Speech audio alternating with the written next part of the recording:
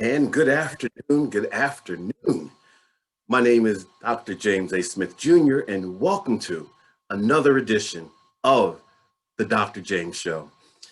Wow, we, as always, have another phenomenal show. I can't wait to get to it, but I have to temper my enthusiasm just a little bit, and we'll begin with what we typically do, and that's bring in our sponsor, the Pyramid Club, and its general manager, Rachel Barkley.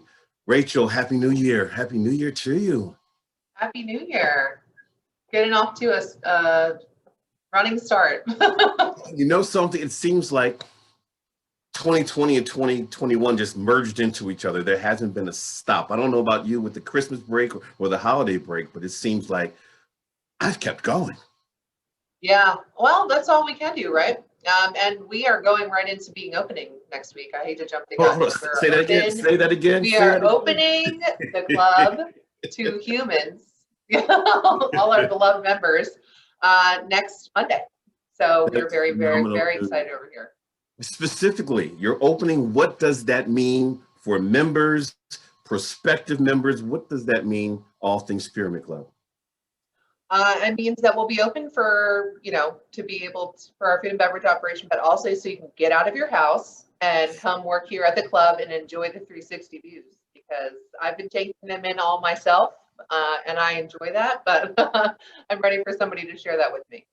Well, it's one of my favorite aspects of the club. I love the view. I love the service and I love the food, but that view is crazy.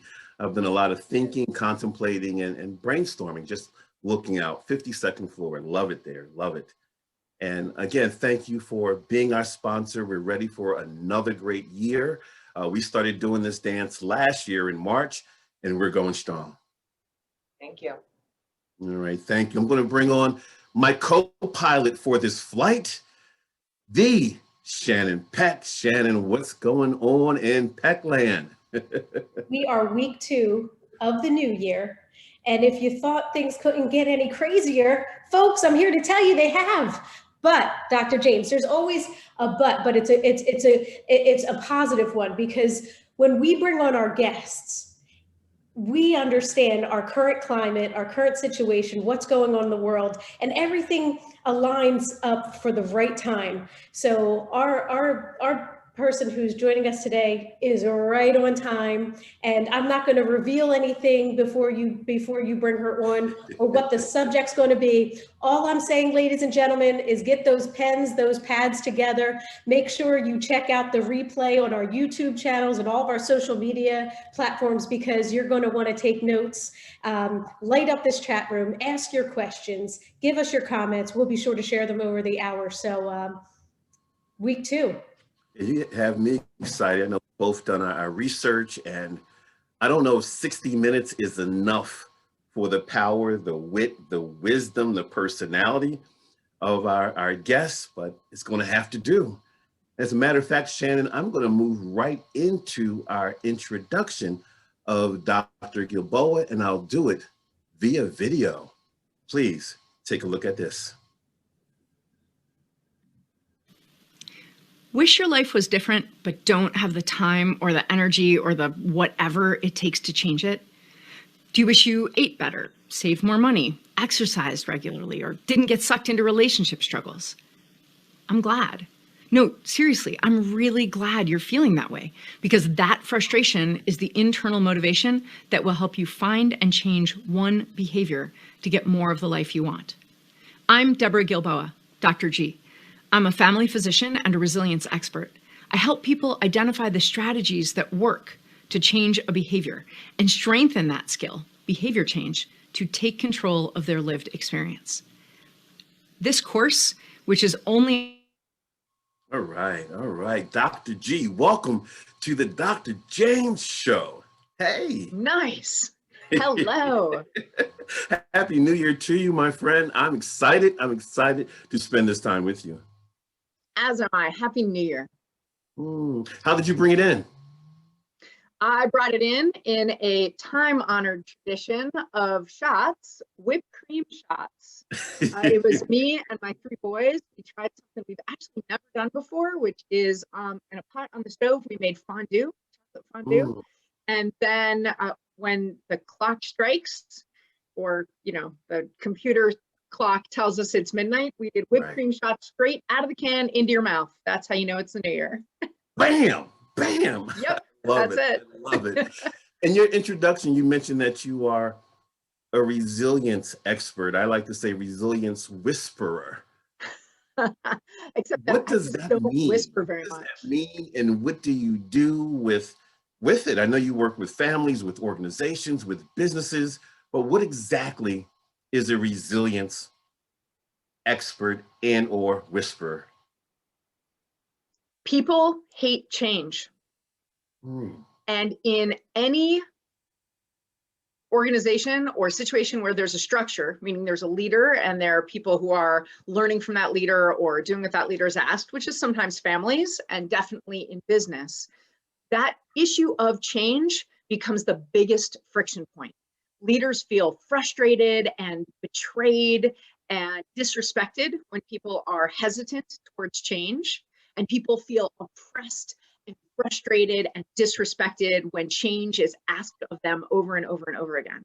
And the truth is that navigating change, that is where resilience comes into play. So I help organizations be change ready and navigate change, and then pick up the pieces, handle the reconciliation that has to happen after change. Yeah.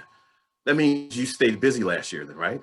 Yeah, it turns out that I have been, you know, for several years of my professional life, making the argument that resilience is crucial, and 2020 stepped up and told me to hold its beer and made that argument for me. Wow. Why do you think we haven't solved this problem?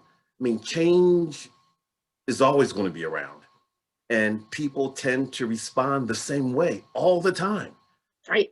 We have that. I love that question. We haven't solved this problem, and we won't solve it as a culture until we see stress differently. Can you say more about how you see stress and how you encourage other people to handle the stress? I like to call it a tension convention. That's what stress creates. What do you? Does for sure. Well, first I want people to check me. Do you agree that in our society we talk about stress as a poison? We talk about how to avoid it, how to minimize it, how to not give it to other people, how to not let people give it to us, right? We talk about stress like a poison you want to stay away from. And that's actually a myth that I challenge. Stress is a tool. It's a big, heavy tool, and it'll bash your thumb in or your head in if it's used wrong. But it is a tool. As a matter of fact, it's the only tool that will make you mentally more fit. Give me a tip. Okay, so pretend like right now I am stressing out. All right, I'll make it real world. I had a meeting at 8, a meeting at 9, a meeting at 10:30, a meeting at 11:30. Now it's the show, and I still have 2 more meetings and a presentation to make at 4 o'clock today. That's my day. I could be stressed out. What help? Okay, so the first thing is empathy. That is hard. I mean, that is actually really hard. Many of us have experienced having meeting after meeting after meeting after meeting without any oxytocin break in the middle, without any chance now to, like, you know, wander out to the lobby and take a breath of fresh air and run into a friend and get a hug, or, you know, or pick up the phone and say, hey, meet me for dinner at this place that really relaxes me, that I really enjoy. So it's really hard what you're doing today. And now I have a question for you. Please. Do you want to be able to rock a day like this? I want to crush a day like today. Yes. Do you want enough work next month and next year that you have lots of days like this? Yes. Okay, so that means that instead of saying, well, I got to reduce it, I got to minimize it. You know, Dr. James, you got to schedule less things. You got to learn to not do as much. I want to say to you instead, let's figure out one thing that you can test out today to see if it makes today easier, so that when this day comes up next week or next month, you're less winded by it. You're in better fit. You're in better shape for it. Oh, do tell. So I'm going to ask you, is there, when you're struggling, when you're feeling, whatever it is, overwhelmed, frazzled, frustrated, a little edgy or irritable, what's something that reliably in a pretty short period of time helps you enjoy taking that deep breath? Oh, it is taking a deep breath. It's shifting my mindset from the totality of the day to working on one thing at a time. Okay, so what's right in front of you? You want to chunk it out, Yeah. not look at it as one big thing. Mhm. Another question, is there something like music or fresh air or a little exercise or poetry or a meme or a laugh? Like what's one of your own reset buttons? It's the fresh air. I remember when I was working on my doctorate and working on all those papers and doing the research, I would typically just leave the office and go for a walk, get some air, and come back in. How do you feel about cold fresh air because it's January? I'm just putting the coat on. All right. I'm getting that air in, yeah. So I'm going to say to you, can you look for 2 10-minute spots in your really busy day today that, even considering that you might need a biology break in the Right. bathroom, that you might need to eat something, all those things, can you schedule in 2 10-minute times when you're going to grab your bottle of water or your non-caffeinated beverage of choice and head out the door for 10 minutes? That's good. That's good. That's good. High five, virtual. If you find out that made a big difference, if you can look, because the second piece is the evaluation. It's looking back on it at the end of the day and being like, was it as hard? Am I as winded as I worried I'd be? And if you're a little less winded, then you say, hey, I'm going to do that. I'm going to build in 1 or 2 of those 10-minute fresh air breaks into each of my days that are like this. So I'll have an 11, a 12, a 1, but then a 3:30 so that I can have that half hour to fit in those 10 minutes. And I know that helps me accomplish a day like this and still feel good. That's good. That's good. Before you give the other 2, I want to dive into how you got here. I know you're a writer. I know you're an author. I know you are a speaker. You're a family physician. You're a consultant. You've been on Rachel Ray, The Today Show, Good Morning America, New York Post, Huffington Post, Wall Street Journal. When did all this start? What was the catalyst to starting you on this particular journey that you are on today? When I became a family doctor 20 years ago, wow, I was positive that if I could ask the right questions and really listen to my patients, and I knew enough medicine, I could prescribe the right things and I could convince people to do what I knew would help them, that I could make people better, right? I could really positively impact their well-being. And it turns out all of that matters. You have to have a doctor that really listens and asks good questions and knows what they're talking about. But then I learned after about, 6, 7, 8 years in practice, that none of those things have the biggest impact on you getting better or your sense of well-being. It turns out that your own personal resilience, I started to get the idea, had the biggest impact. Can I tell you a story? I was going to say, what contributed to that? It just didn't pop into your head. Something. No. I was way too thick for that. I was way too dense for that. I was just going along, writing prescriptions and, curing people, right? Stamping out disease. Right. So one morning, and this goes back 9 or 10 years now, one morning I walked in, and I'm a family doctor. So for people who don't know, that means I see kids and I see their parents and I see their grandparents. And in some lucky situations, I see their great grandparents. I take care of people of every age in house calls and in the office and in the hospital. So I have a really varied practice, which is good because I'm a Sesame Street generation kid and I like things to change every 90 seconds. So this is really good for me. And I walked in one morning to see a patient whom I'd known for a few years at that point. She was a white woman in her mid-50s, college educated, financially middle class, and she had a disease called progressive MS. This is a rare type of multiple sclerosis where every time you get sick, have a flare-up, however bad things get, that becomes your new baseline, right? So it just keeps going. With regular MS, you can often improve after a flare, but this type you don't. So when I was seeing her that particular day, she was already entirely reliant on a wheelchair. She would move her wheelchair with a toggle stick at her chin because she couldn't depend on her arms to be that useful. I walk into the room and I say, hey, Miss So-and-so, how are you today? And she said, wonderful.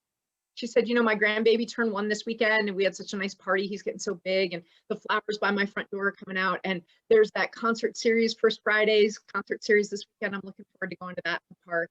And then we went on and we had our visit. And you know what? I was still too thick. I'd have never figured it out, except that like 3 visits later that same morning, I walk into a different room, see another patient who's also a white woman in her mid-50s, college educated, middle class socioeconomically, and according to her chart, suffers from some mild occasional low back pain. And that's it from a medical standpoint. Mhm. And I walk in and I say, hey, Miss So-and-so, how are you today? And she said, terrible. I said, tell me what's going on.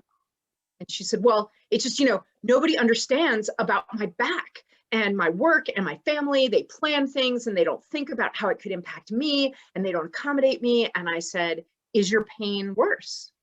And she looked kind of surprised and she said, well, no, but it could be. Wow. And I went on and I helped her as best I might, but I couldn't help thinking, how do I get my kids to grow up behind door number one? Mm. What makes people react so differently given the same or tremendously worse circumstances? Sure. And that was the moment when I got really curious about this other element that I kept seeing play out. I could give people my best advice. I could even help them agree to try it, and they would try it, and sometimes it would work and sometimes it wouldn't. And it wasn't that I always got my advice right, but even when my advice was right, sometimes it works and sometimes it doesn't, and there's all kinds of variation. And so I started reading and I started asking and learning and researching. And what I found is that this thing that we call resilience, the ability to handle change, turns out to be the best predictor of our own well-being and our own satisfaction with our lives. Another way of saying that is happiness. Wow. Wow. Shannon, party time. You want to jump in? This is some great stuff. Great stuff. One of our guests is saying that shopping makes her very happy, and she will fill in more than 10 minutes to fill that void. Let me ask you this, Dr. G. Do you think we have a habit of oversimplifying stress, or our loved ones will oversimplify our stress, or our colleagues? Is that a thing? For sure. For sure. Oversimplification, basically, I think what you're asking, Shannon, is do we kind of write off or dismiss what other people are experiencing, which is pretty much the opposite of empathy. And I hope, Dr. G, that when you said my day is hard and has potential to be overwhelming, and I said the first thing is empathy, because I genuinely have empathy. I'm not making that up. I also know what it feels like, and I understand all the ickiness that can go along with opening up your calendar and going, what was I thinking? Or am I up to the task? So for anybody, here's what happens. And you know what, Shannon? I think you're right. I think it happens the most with our family, and it comes from a really good place. When people in our family oversimplify or dismiss or belittle the stress that we express, it's because they have so much empathy for us, they don't want us to feel that way. Mm. They either feel guilty, and this happens in the workplace a lot. Somebody says, I'm stressed by that project you gave me. The boss feels guilty for giving them that responsibility, or maybe I presented it wrong, or I asked too much of you, but they don't want that to be the case. So they say, no, you're good. You can do it. I have faith in you. What they're really saying is, I didn't make a mistake. I'm okay. And in a family, what we're saying is, you matter so much to me. I need you to be okay. So you're okay. I'm just telling you. Mm. Good stuff. Thank you, Shannon. Dr. G, staying here and not oversimplifying, what were some of the things, some of the advice, recommendations you gave people last year when this whole pandemic blindsided us and we had to work from home and we had to homeschool and some organizations laid people off? It just was a year of uncertainty and stress and change.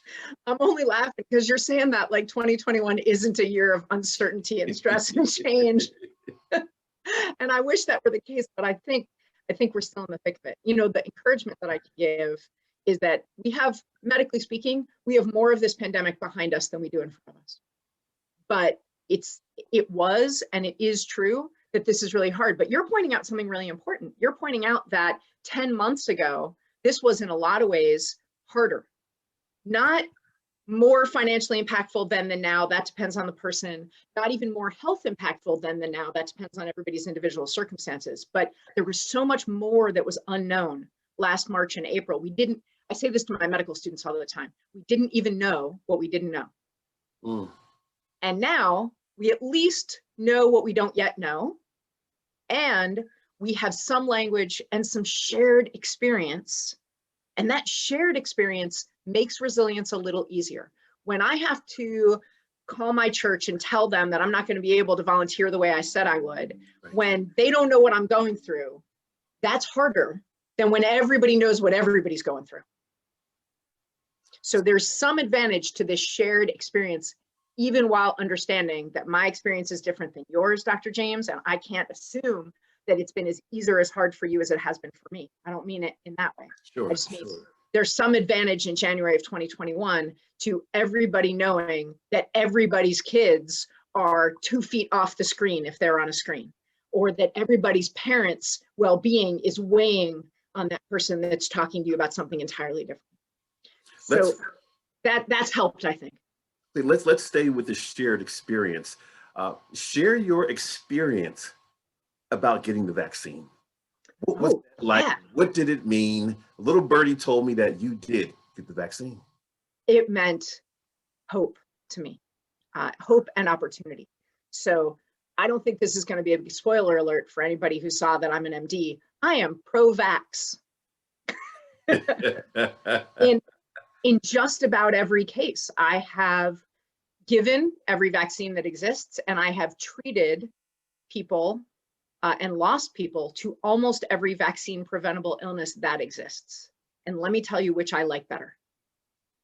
So when the vaccine was coming along, I've been researching and reading and learning every step of the way, because I knew I would need to answer a lot of good, hard questions from my patients and the larger community about this. So I took advantage of the opportunity of getting this on the earlier end to get online and say, ask me your questions, tell me your concerns. What's hard about this for you? Because vaccine hesitancy is totally normal for the same reason that all change is hard, which is our brains first process loss, distrust, and discomfort before we can act in a resilient way. Right. Well, what are you saying to the people who want to wait and see how it goes round one, round two, especially people of color? There's no secret that for many people of color, there's a lack of trust in the system. And there should be. And there should be that lack of trust, because that's the shared experience of people of color have been not only marginalized, but completely taken advantage of by the medical community. Yeah. So your encouragement is for them to lean into discomfort, or? So the first thing is, and this is the same thing that I teach organizations when they bring about any change, you know, a new computer system or a new client or a new product or a new building or whatever it is. And that is the very first step is empathy. Because even before I ask you, why don't you want it? Because I don't want to assume, right? You might say to me, well, didn't you hear about the Tuskegee experiments? Yeah. I say, yeah, I have heard of that. Okay, that's part of your why. But somebody else might say, because of how my mom was treated about this thing or this thing, you know, who knows? I can't assume your why. So, but even before I ask, why are you upset? The first thing I have to do is say, I hear you. There's something that my kids are saying a lot, and I'm not going to try and be cool, but they say, heard, right? When somebody expresses something, they say, heard, and you got to mean that. You've got to really be able to hear, like, I am not where you are about this thing, whatever the change is. And when it's about the vaccine, okay, then I would like to ask why. What loss are you considering? What's your brain telling you, trying to protect you from? What loss? And where's your distrust? And is your distrust in a place where information and education will help you, or it won't help you? Because often we think, oh, I can empower you with education. Sometimes that's useful, but not if that's not where you are. If your discomfort is about feeling taken advantage of or feeling marginalized then and experimented on now. And by then and now, I mean, like, 2 months ago and right now, as far as COVID goes, especially for communities of color. So then all the information in the world isn't going to touch that. Right. We have work to do. Yeah, we absolutely do. We're not where we were. We've moved. The ball's moving down the field. Yeah, I really do believe that, partially because we're even having the conversation. State of California, when they're trying to figure out where they're going to allot their doses, they put people on their commission to say, your job is to speak up for combating racism in this process. And so we're going to put people of color who don't hit any of the other requirements, like that's their only risk factor, in ahead of the line a little bit. And then we have to find the language to say, doing this to try and right old wrongs, not to experiment on you. That's good. Fantastic perspective. Thank you. I'm going to shift just a little bit because you've done something that I want to do, and I want to find out what that experience was about. Hang gliding? I've done hang gliding. Is that it? No, Because it was awesome. I want to talk about your TED Talk, not Rachel Ray Show or not the Good Morning America. Your TED Talk as a speaker. That's something that I aspire to do and do soon. What was that experience like, and what did you speak on when you did your talk? So I'm going to share with you here some news that I have not even told my family yet. I got an email invitation today. I've been proposing my next TED Talk, and I got an email invitation today for a TED Talk. So I can talk about it from the perspective of the one I did in 2015. And that was aimed at parents and youth development folks and high school and college students. It's called The Expectation Gap. And what I was trying to talk about is the wealth gap matters, the education gap matters, and I address privilege a little bit in that. But what I wanted to say is one of the places that everyone can positively impact the young people in their lives is by increasing their expectations. Instead of dropping them out of empathy for kids or wanting our kids to feel good, which I totally get. I have 4 kids and I like them most days, right? But too honest? Okay, anyway. Not only 4 kids, but 4 young men. You're raising 4 men. Yeah, 12 to 18. I can't even say kids. That 18-year-old is like full on adult now, like not just adult sized. Anyway, but in my talk, what I was talking about is that we tend to lower our expectations because we have so much empathy for our kids. And that if we can raise our expectations, they will rise to meet that. They will learn more resilience, problem solving, all of that. And that problem solving issue, I've been focusing on that for many years because the opportunity to solve problems and to handle change, that's what builds resilience. That's what I'm saying about stress. It's not that I think stress can't be damaging. It's that every change can make us stronger. And what I'm going to talk about in my next TED Talk is that resilience isn't a character trait. It's a series of actions that anyone can choose to take at any time. But to your point, and for anybody listening who says, I have a big idea, I see something that society is getting wrong, and that I want to point out how we can do better, that is actually all you need to get a TED Talk, that and perseverance. Because if you have a big idea that you are committed to, passionate about, you don't have to have a PhD in it, right? I don't have an MD in resilience. You have to have real lived experience that you're willing to be vulnerable or authentic and share in some way. And then you have to figure out who in your world, a place you went to high school, the town you grew up in, a group that you're a member of, is hosting a TED Talk. Or you can do what one of my sons did, which was nobody, because he was only 12, fit into those categories for him. So he got a franchise, which doesn't cost anything, and created his own TEDx event. It was called TEDx Youth Blue Slide Park. And it was 3 years ago now. And he invited all kinds of speakers, but he said they had to mostly be kids. So he had middle and high school, as well as college students, and a couple of grownups come and speak at this event. So TEDx is a really important platform that you get involved with at any level. And it really just depends on how much sweat equity you're willing to put in.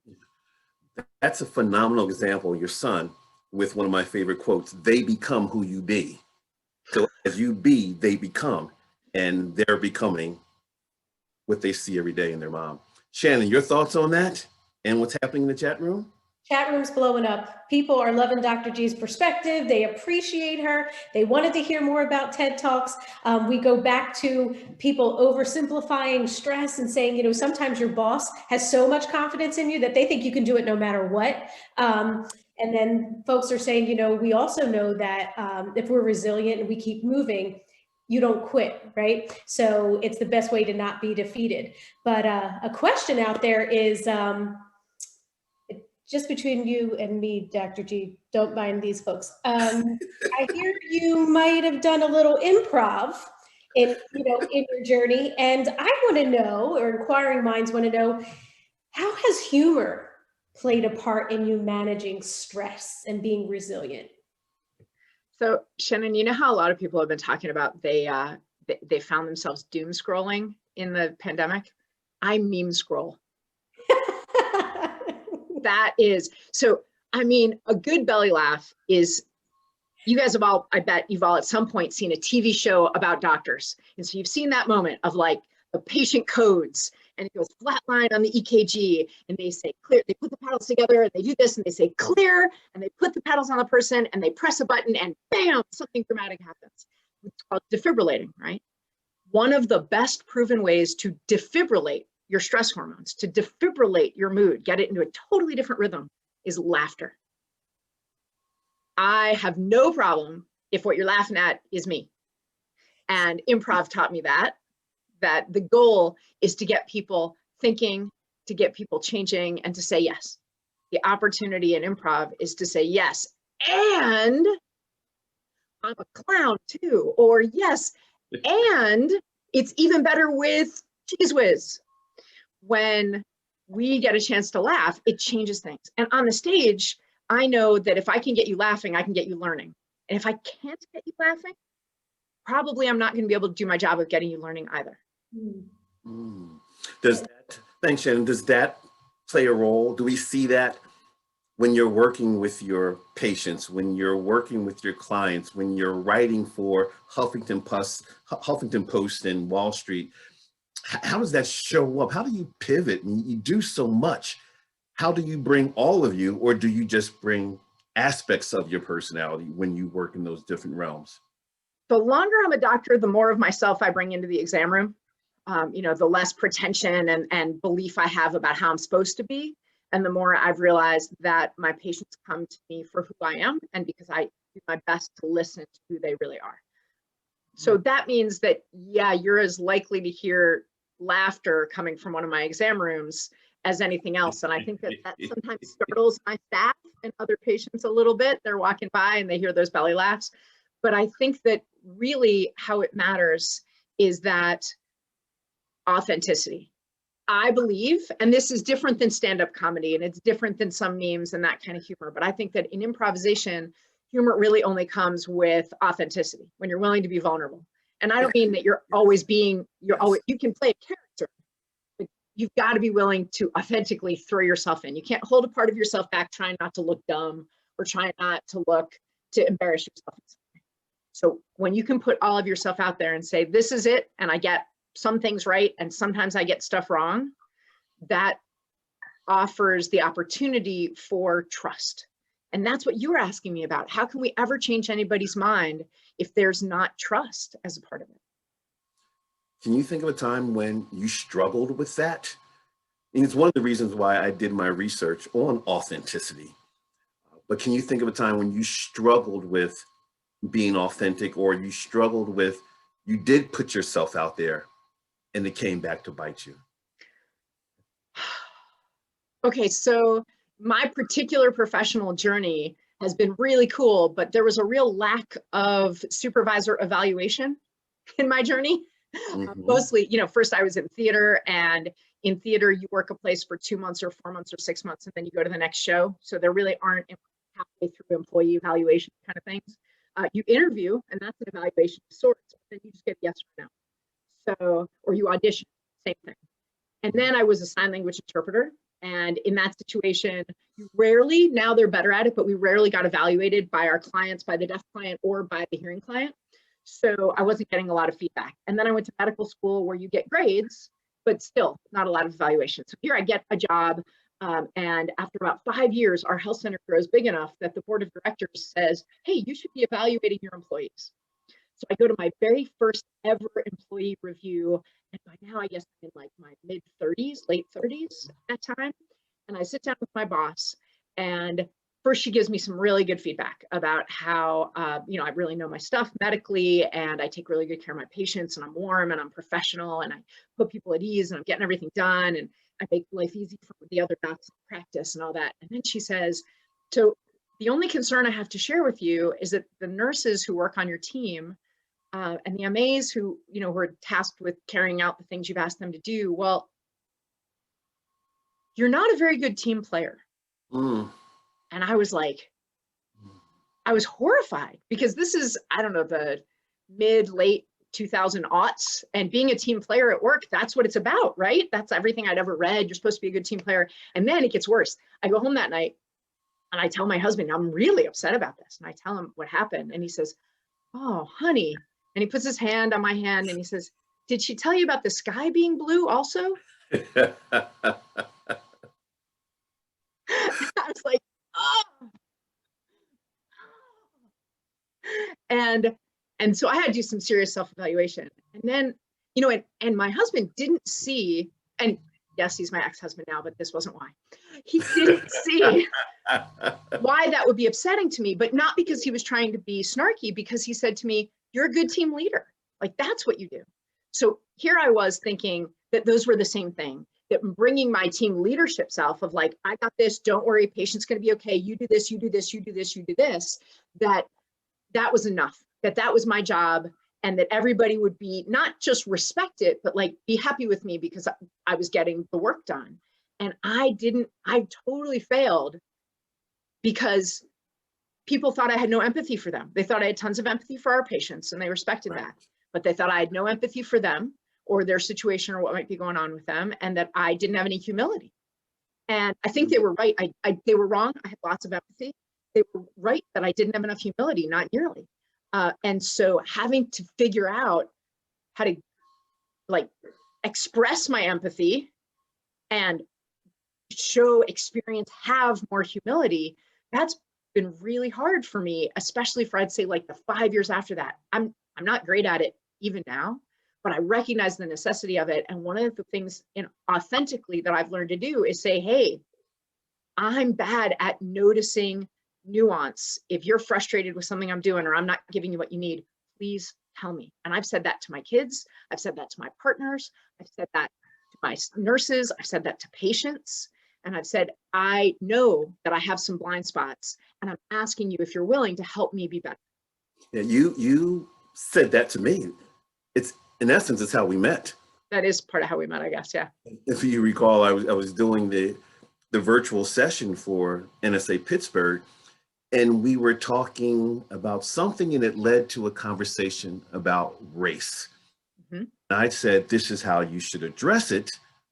And you said, well, that might be easier for you because you fit that description. How does a white person?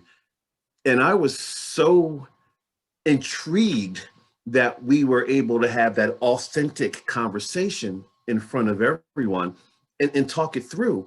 Because in essence, you said, you know, I might need a little support or guidance in this area. You remember that Saturday? Right. The ability to say, all right, I've learned to recognize that I have privilege. I've learned to recognize that I have implicit biases. I know that I want to be not racist and anti-racist, but that probably I am racist in some ways. And I've investigated it. So whatever's left is stuff I don't even see. Can you help me see it? And can you help me introduce this conversation to people with humility, right? I was asking you to help me to show the humility that I feel, but I don't show very well. Right. Well, after that little dialogue, I said, I need to get to know her better. And as a result, we formed a pretty cool friendship. So thank you for that. I want to pull the car over for a second, since we're talking about empathy and change and race and problem solving. Something tells me you know about what happened last Wednesday. I just have a feeling that you know just a little bit about what happened last week. Your reactions and how do we bring in resilience and handle that change and the problem, just your overall thoughts and where we can go from here. So one of the things that I think is really true, and I learned this actually in my residency from an oncologic surgeon, that's somebody who removes cancer. And he said, you know, when people get cancer in their lives, it doesn't just mean, how am I going to fight this? There's a question before that. And you know what, it goes back to the same vaccine conversation, Dr. James, but everybody has their own reason. And it was one of the places that I started to learn this process of, if somebody is resistant to doing something that you really believe will save their life, the first thing they need is empathy. And the second thing is to ask them some good questions and listen to the answers. And because we would have people with, you know, a totally operable tumor, meaning we could remove it and they would live longer. And they were like, nope, if this is how I'm going to go, this is how I'm going to go. So he wasn't willing to give up there and just say, okay, go back to your regular doctor. You don't need me.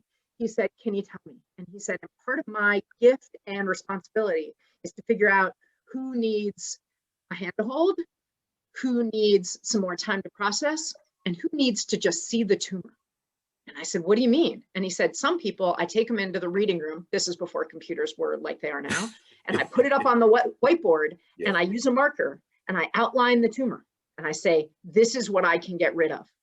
This thing that's living in you, I can take most of it or I can take all of it. And I think that last Wednesday helped some folks see the tumor. And I hope that for the people for whom that is helpful, it'll make a real impact. And I hope that some of those people are lawmakers. I really do. Because whatever you believe or whatever your experience is of the events that led to last Wednesday, I hope that nobody is okay with insurrection. I hope that nobody is okay with a kangaroo court bringing in ropes to hang people. It is wrong when people are lynched. And communities of color have been screaming that for 400 years in this country alone, you know, on our soil alone. And it's still true. And there were people there who were happy to post on social media that they were there hoping to lynch people and, you know, to hang them for their beliefs and for their actions. And that's a tumor. So I really hope that people will be able to see the tumor. I think that for all of us, this was a change. And like I said, the first three things that happen are loss. Our brains think about like, what am I going to lose? And distrust. Is it really as bad as they said? Did it really happen? Can anything be done? And discomfort comes after distrust. Even after you start to believe this really happened and maybe something can be done, that even in the solutions, there's real discomfort. But as soon as you remember, I said that those three things came before you could act resiliently. As soon as you remember that you still have choices in who you vote for, in what you speak about, in what messages you amplify, in how you talk to your kids, in how you talk to your business teams about the stress that that created. Even if we don't talk politics at work, we have to have empathy at work for people's real experiences. Then when you remember you have choices, you're engaging and you're able to act in a resilient way and come out of this horrible thing more the kind of person you want to be. I know that you, Dr. James, you went through the tragedy of George Floyd's death and you came out of that change more the kind of person you want to be. Yeah, absolutely. Absolutely. I love your phrase or your word. We call it a phrase that pays. But when you said we have to see the tumor, huge, huge. And sometimes many of us ignore the tumor where we have learned to live in pain and become okay with it. Yeah. I have a patient who came to see me with like an orange growing out of her neck. Like you would stare at this on a bus if you didn't know this woman, right? And she wasn't there about that. She was there about like some wrist pain. And I said, hey, what's going on here? And she's like, what? Oh yeah, I guess that's been getting bigger for a while. I don't know. I was just gonna see what happened. I fall into that category too. Last Thursday, I had eye surgery. I had a cataract removed. And the next day, and since then, the world appears. I was gonna say, how do we look now? High definition. I'm like, oh my gosh, I can see. But for the period of time when I was battling that, change my prescription, get another pair of glasses, not drive at night, do everything to go along to get along. And finally, I had the surgery and wow. That's all I can say is wow. So I've been guilty of that as well. I want to move into another segment of the show. It's one we do all the time. It's called the hot seat. The hot seat. Dr. G, you are now. My seat? The hot seat. Nice. HP seat. You are now in the hot seat. What happens is I'm going to ask you, I'm not going to ask you, I'm going to give you a word. And I want your knee-jerk, non-edited reaction. What word comes to mind when you hear that word? And we're going to go through a series of them, and don't go into editing and thinking long and wanting to get it right. Just get it. Okay. It's like a Rorschach test. I'm in. Here we go. Are you ready? Here we go. Tumor. Cancer. Education. Necessary. Resilience. Strength. Power. Wow, power. Kings and queens. Humor. Necessary. Dr. G. Working. Pandemic. Almost over. Children. Resilient. Race. Painful. Change. Necessary. Dr. G, you are off the hot seat. Ooh. Hey, Shannon, Dr. G's off the hot seat. I love it. I love it. And I'm sitting here and I'm thinking of one words for myself, and I'm thinking of G and Dr. G, and and to me, I kept thinking of these one words too, Dr. James. I was thinking genuine, graceful, gifted, gracious, and just downright great is what I'm trying to say here. And Dr. G, when you get out your little prescription pad and you're writing scripts, let me ask you this. What's the script you write yourself? What's your best script? Dr. G, you are back on the hot seat. No, I'll take it. Intention, right? So look, I did that thing, right? I just gave you one word. So for me, whatever I'm doing, if I'm doing it kind of fog, like eating, if I'm fog eating and I'm not really enjoying it, then what was the point? Like, yeah, it's necessary. You got to fuel up. But if I can do it with intention, then I can fuel up and enjoy it. Spending time with my kids. If they're just there and I'm just there, that's valuable. That's definitely better than never being there. But if I can take 2 minutes and wrestle with my little one, or ask a good question of my 16-year-old and really listen to the answer, or hear a story from my 14-year-old and just be intentional, then that feels like I can spend shorter on anything, whether it's exercise or connecting with a friend or eating or whatever it is, shorter amount of time, and feel more filled up and get more out of it. So it's reminding myself to try and be intentional about what I'm doing. I love it. I love it. Can you imagine, Dr. James? And we did want to, Shelby and all of us wanted to give your son a shout out and saying, apples don't fall far from trees. So we did put your son's FedEx in there. So. Oh, thank you. Thank you. Beautiful. Thank you, Shannon. Dr. G, if people want to find out or learn more about you, your book, videos, your appearance on Rachel Ray, where can they go? The easiest place is my website, which is askdrg.com. But if you're interested in the chat or in the notes afterwards, I'm happy to give everybody a link to a free video that I have that is, and most of my stuff is free, but a video that I have specifically about that resilience cycle, thinking about every time you have a change, what happens in your brain and how can you act resiliently, that you can share. It's the download of the cycle itself and also a 2-minute video that explains. And then there's more information about how to use it at work or on yourself or in the kids in your life. Can you tell us about the series that you've been working on of late? I caught a glimpse of it. You have a couple other people there, and yeah. I got really nervous, really worried last August, September, thinking about the upcoming election season and holiday season and days getting shorter and virus getting worse and up here in the north, weather getting colder. And I started to really consider, and informed by the study that came out in August, where they asked folks, adults in the US and in the UK, about their symptoms of their mental health. So mental illness has some very strict definitions. And 18% of adults have a chronic mental illness condition. But here's the thing, we asked adults about anxiety, sadness, worry, overwhelm, guilt, lack of enjoyment in what they usually had. And more than 90% of the adults who responded said they'd had one of these symptoms. So that's not just the 18% of people who are already handling their mental illness. That was more than 90% of adults were suffering from what I call mental distress, because it's not mental illness, because that implies this chronic thing that you always have flares of, but is real mental distress. So I was lucky enough to create a limited series YouTube show with 2 very smart people, a man named Brian Copeland and a woman named Jeanette Capoon. And the 3 of us were able to interview some folks, and we did a half-an-hour talk show style show for 4 episodes called We Got You. And one episode is on isolation, and one is about fear, and one is about feeling overwhelmed, and one is about failure, because we wanted to know, what does the science show, and what are some strategies, and who are some people that could really inspire us as we all try and handle those feelings.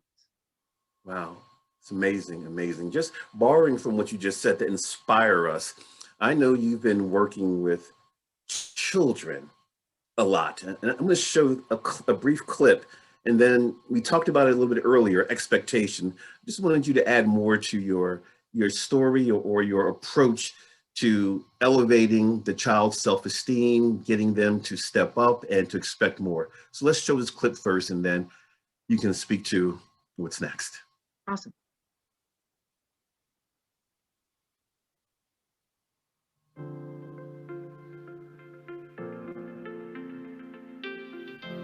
You matter.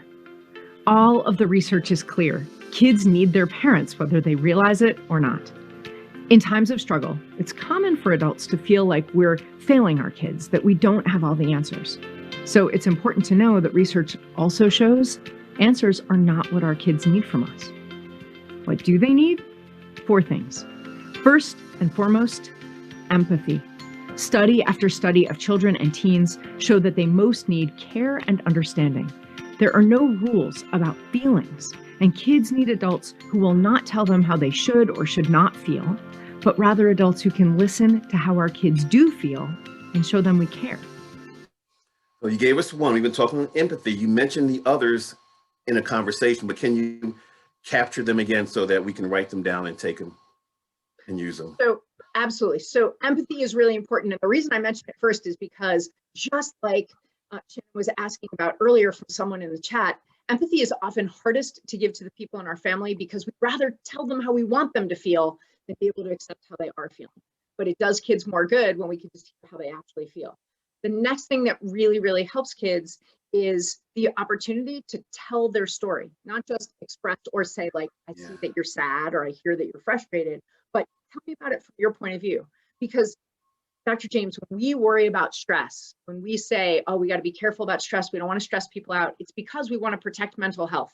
And that's really smart. We should be worried about the mental health of our colleagues, of our family members, of our children, because we've seen that we haven't given enough attention to mental health as a society or as individual communities or businesses, and it's taking a real toll. But there are 3 skills that when people have them, they can protect their own mental health better. Doesn't mean that they can protect themselves from developing mental illness. That's not what I mean. I mean that when they suffer from the symptoms of mental illness or mental distress, they're less likely to harm themselves or engage in risky behaviors. 3 skills, and we can teach them to kids and we can draw them out in other adults. But those 3 skills are the ability to tell their own story, to self-advocacy. You talk a lot about teaching people to be advocates for others, but you know, nobody can be an advocate for someone else until they know how to be an advocate for themselves. They have to be able to speak truth. And so letting kids tell their story, even though sometimes if you have chatterboxes like I do, it can feel like you've entirely lost the plot and they've just been talking and talking and talking and talking. That exercise for them of talking and having somebody who is at least partially listening, that's valuable. And then the second skill that they need, so the third thing we can do is to help kids be good problem solvers. I bet that most people who are listening today are excellent problem solvers. And when someone brings you a problem, the easiest, most fun, best thing to do is just fix it yourself. You can even, you know, you have sons, you know, you can even see problems coming down the road and you just reach out and fix them before they even happen. Your kid doesn't even notice that that was going to be a thing because you fixed it. The problem is our job isn't, if we want to help people protect their own mental health, it's not to fix their problems for them. It's to give them the skills they need to learn how to solve their own problems. And the easiest way to do that with kids is to look at the situation, make sure nobody's life is in danger. And if nobody's life is in danger, you do this one really hard, but very simple thing, which is say, oh, that seems hard. What do you think you should do? And then wait. Sit on your hands, bite your tongue. Don't tell them, don't answer for them. Let them try to solve their own problem. And you can do this in a leadership role too, at work. When someone brings you a problem, the easiest thing for them would be if you just fixed it. But then you're going to be fixing everybody's problems always, and they're not going to get more resilient as employees. And you're not going to help them learn to protect their own productivity and mental health. So if you can say, okay, what have you tried so far that hasn't worked? What else are you thinking about trying?